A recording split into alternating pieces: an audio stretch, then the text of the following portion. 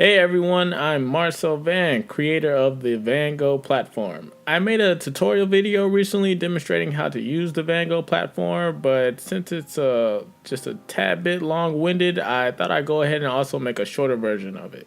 Me personally, when I'm looking for videos on YouTube of how to do something, I usually always go for the ones that's shorter. The idea is always that, you want to learn what you're trying to learn as fast as possible, so you can get done what you're trying to do. So I thought I'd provide an option for those, looking to do so. So if you want to use VannGo to make comics fast, all you need is Photoshop or a similar program, and then just complete 4 easy steps. 1. Download your desired content at the link in the description. 2. Once you have what you need, set up your frame to your liking. 3. Select and copy the artwork and paste into your panel. And 4. Add bubbles and text. And just like that, you've made your own comic and mastered how to use VannGo.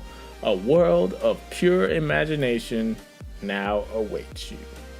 So thanks for watching. Subscribe now to never miss a new addition to the VannGo library. And as always, live your dreams and most importantly, have fun. Alright y'all, see you next time.